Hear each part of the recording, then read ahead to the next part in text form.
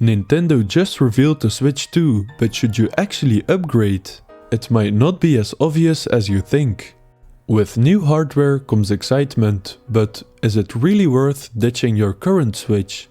Because today we're breaking down what's actually changing, what Nintendo isn't telling us, and whether or not you should wait.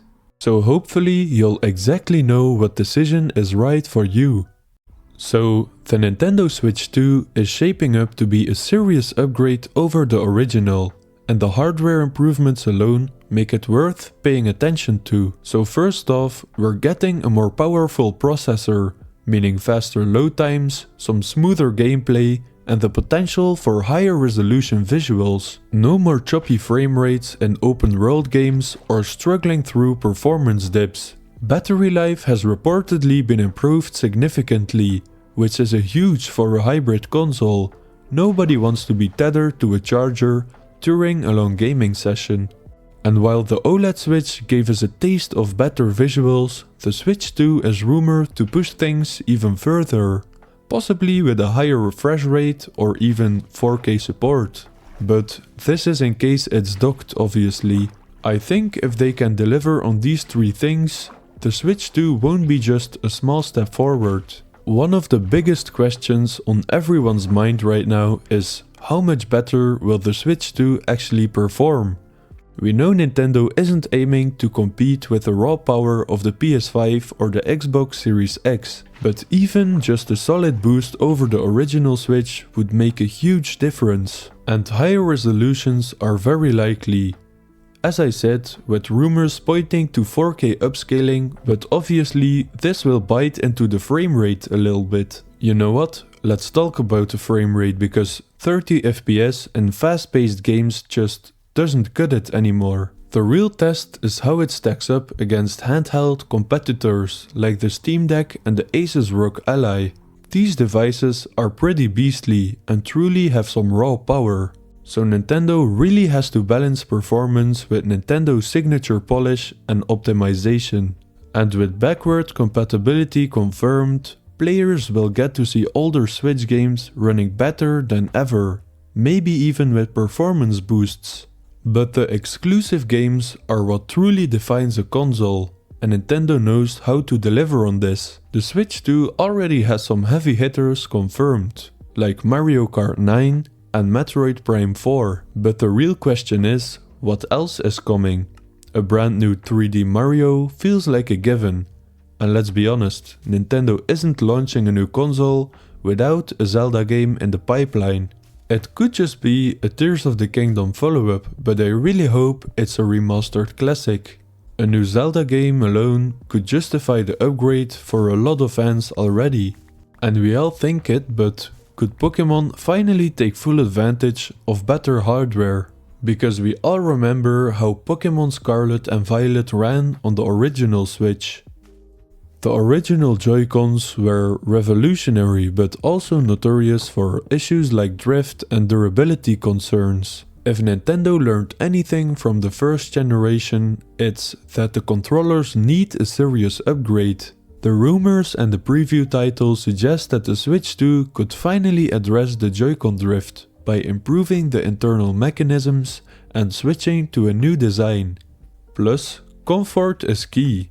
While the current Joy-Con design is functional, many players have complained about the size and feel during long gaming sessions.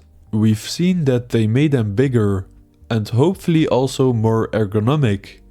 This would be a huge win. Durability is another factor to consider, with some Switch owners reporting wear and tear after extended use. It's also very likely we'll see some more features like haptic feedback or improved motion controls, pushing the Switch 2 controllers even further ahead of the competition. If Nintendo gets the controllers right this time, it could make a huge difference in the experience. When it comes to pricing, Nintendo will likely face the challenge of balancing value and performance.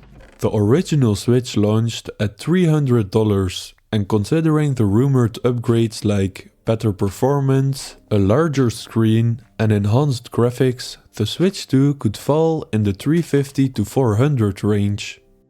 The higher price would make a lot of sense, given the expected improvements in hardware and the focus on maintaining the hybrid gaming experience. But the question of today, is it worth it? If the Switch 2 provides a significant leap in things like performance, graphics, battery life and so on, then yes, for many players the price hike will be justified. But for others, especially those who already own a Switch, the real question is whether the upgrade in specs is enough to justify the price. The success of the Switch 2's value proposition will depend on whether it offers enough exclusive games. If the pricing comes in reasonable enough and includes bonus perks, then it could be worth the investment. However, if you're just after the basic Switch experience, you might want to hold off until the price drops or consider waiting for a special bundle. There are also people who are just gonna sell their original Switch second hand and with that money get a huge discount on their Switch 2. I've said it and I'll say it again, the original Switch had some notable issues on launch, most famously the Joy-Con drift, screen problems and some other things. And Nintendo does have a track record of revisiting their hardware like the Switch OLED model, and it's likely that the Switch 2.0 or hardware revision could come sooner than we think, especially if it also releases with some early bugs or manufacturing flaws. While I think Nintendo has likely learned from the past, early adopters might still run into some issues with the first batch, from minor software glitches to potential overheating problems. The good news is that the more attention the Switch 2 gets, the quicker these issues are spotted and patched out. Still, if you're someone who hates dealing with launch day bugs or worrying about returning a defective unit, it's definitely worth waiting for a few months post-launch or keeping an eye on reviews to see if any hardware flaws emerge. Plus, waiting could allow you to pick up the console at a discounted price or with additional bundles, so it's not always a bad idea to hold off for a bit. So now the question becomes, how much longer will Nintendo continue to support the original model? Historically, Nintendo has supported their consoles for several years after a new release. But there's always a point where the focus shifts. With the Switch 2 poised to offer better performance, it's likely that Nintendo will start prioritizing this system. Nintendo support often includes system updates and game releases for years, even after a newer model hits the shelves. So, while the original Switch will eventually take a backseat, it's still likely to get some love for the next few years, especially with a library of great games already built up on it. It's also pretty important to remember that the original Switch is still going to be a solid option for those who don't need the latest hardware. For those hoping to keep their Switch active, it'll still work for a long time, but don't expect new groundbreaking games or heavy marketing to focus on it once the Switch 2 takes the spotlight. To give a conclusion, the Switch 2 is shaping up to be an exciting evolution of Nintendo's hybrid console. While the original Switch served us well, the Switch 2 seems poised to take gaming to new heights with better graphics, more battery, and improved gameplay. However, whether you should upgrade immediately depends on your personal needs and preferences. If you're like Mr. Krabs and have money, or if you like technology and exclusive games, from what I've seen until now, the Switch 2 will definitely be worth it. But if you're happy with your Switch and aren't too fussed about the early adopter issues that come with new consoles, there's no rush to jump in right away.